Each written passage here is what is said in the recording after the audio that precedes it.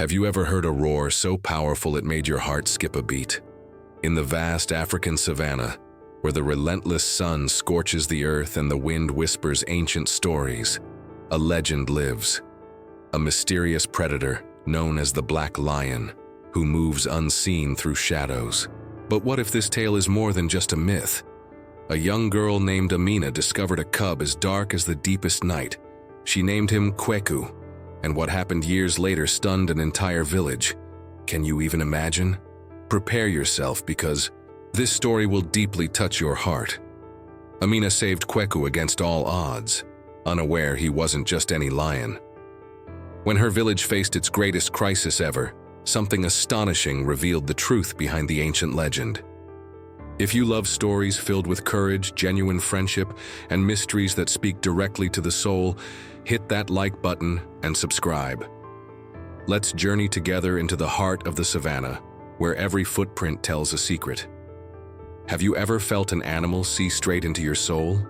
Take a deep breath, because what's coming next will give you chills. In the vast African savanna, where the horizon shimmers with heat, legends run free. The elders spoke of the Black Lion, a shadow that appeared under a moonless sky with a roar deep as thunder. Amina, just 12 years old, listened to these tales, smelling the smoke of burning wood. "Guardian of the shadows," her grandmother said. To Amina, it was a mystery to unravel. Who hasn't wanted to prove a legend true? One misty morning by the stream, a faint whimper stopped Amina. In the bushes, a lion cub, tiny, with fur dark as night, trembled. The air smelled of dew. "Have you ever seen anything like this?" she whispered. She knew it was forbidden, but how could she leave that little creature? She wrapped him in her blanket and ran home. What would the village think? Kweku, as she named him, caused a stir. "It's the Black Lion," an elder shouted. "Bad luck." Others saw a sign. Kweku's fur, a deep brown, looked black in certain lights.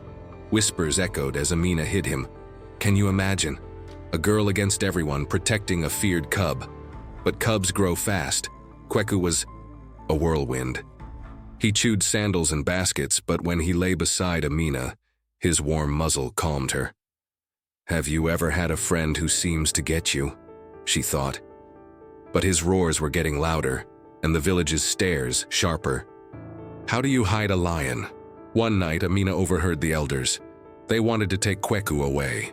"They don't see," she murmured, hugging him. If you love stories like this, hit that like and subscribe. But a hunter started lurking, and a drought was tightening its grip. What did he want?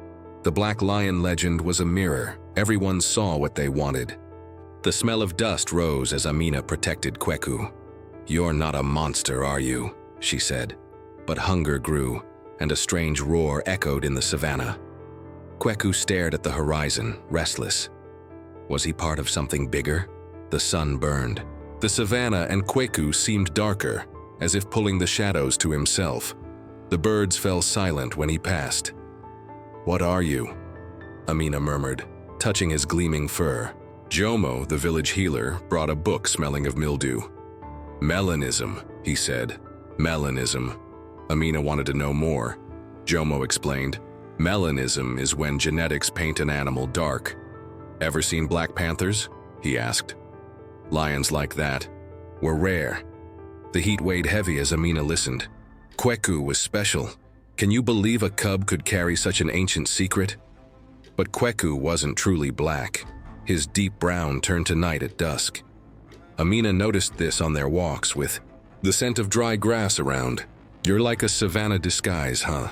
She laughed, watching him chase butterflies, clumsy as a foal.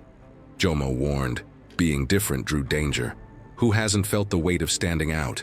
Rumors of the Black Lion brought outsiders. Amina hated it. Kweku was her friend, not a myth. One night, with the wind howling, he growled at the darkness. "Have you ever had an animal protect you without asking?" she thought. If you're loving this, like and subscribe. But the hunter was talking to others, and the drought worsened. Kweku was a target. Jomo tried to calm the village. "It's just genetics, not a monster." But fear won out. Kweku roared louder, a sound that echoed in the night. Amina and Jomo saw his appearance shift with the light. "He chooses when to be seen," Jomo chuckled. But a trap near the enclosure, smelling of oil, chilled Amina. Someone wanted Kweku. Kweku was her courage, but the village didn't see. Jomo said, "He was born to lead." Amina looked into his eyes, full of savanna secrets. Something big was coming. How do you save someone everyone fears? The sun rose red over the savanna. Kweku, nearly a year old, was no longer a cub. His dark mane fluttered like a flag. His steps shook the earth. Amina watched, proud and scared. "You're becoming a king, aren't you?" she whispered. But the village saw only threat. Jomo, under an acacia, spoke of dark-maned lions. "Savanna chiefs," he said. Kweku's mane, thick with testosterone, screamed dominance. Have you ever seen an animal born to lead? Amina thought. But protecting a king was heavy. Kweku teased, knocking over buckets, growling at village dogs.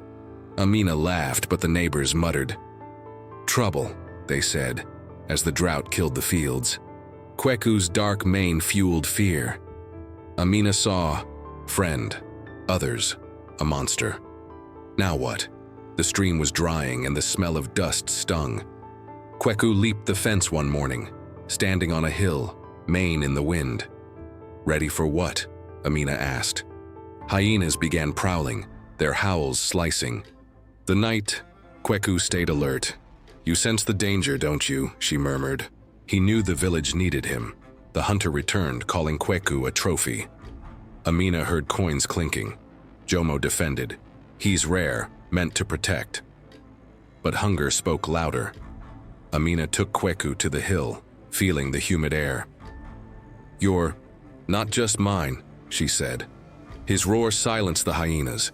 Stop and feel it, letting go is tough.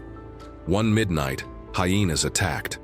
Screams rang out and Kweku ran, mane like flame. His strength changed everything. The savanna dawned quiet. Mina trembled, recalling Kweku facing hyenas with a roar that tore the night. Under the sun, he rested, his dark fur gleaming. "Black lion?" she asked, smelling dry bark. Jomo had the answer. "Pseudo-melanism," he said, opening his book. It was a genetic trick, dark patches that made Kweku look black in shadows. "A master of light," Jomo laughed. "Can you imagine?" Amina saw Kweku shift, chocolate in the sun, night at dusk. On walks with the wind in the grass, Kweku hid, leaping to startle her. "Have you ever had a friend who surprises you?" she thought, laughing. But his appearance fed the village's fear. Some brought meat, grateful. Others, with the hunter, saw danger.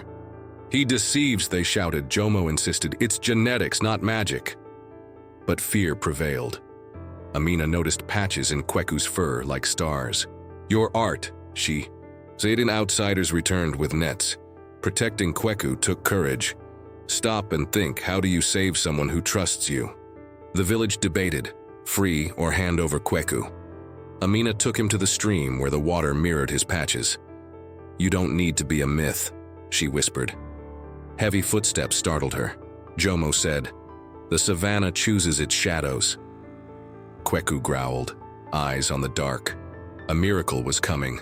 A new roar echoed, another lion, massive. Kweku stood alert. Amina felt. The myth was about to prove itself. The savanna held its breath. The rival lion's roar lingered in Amina's mind. The smell of damp earth rose. Kweku, restless, patrolled, his eyes like embers. The village buzzed. Some saw Kweku as the black lion, others a trick of light. Why do they see differently? Amina wondered. Stories spread. A shepherd swore. Kweku vanished in shadows. A child said he glowed. Jomo explained. Lighting changed Kweku, brown in the sun, black in the dusk. The savanna fools the eyes, he said. But the village craved myth, not science. Have you ever believed what your eyes showed? Amina tested it, taking Kweku to the hill. The scent of wildflowers rose. His fur shifted with the sun. Chameleon. Huh? She laughed. But the hunter appeared with nets. He saw prophet, not legend. Amina shook. How do you save Kweku from a myth? The village split. Some brought corn, grateful, others followed the hunter. Jomo showed drawings. It's just light. But fear won. The savannah tested everyone. Stop and reflect. Truth or belief, what weighs more? The rival roared, closer.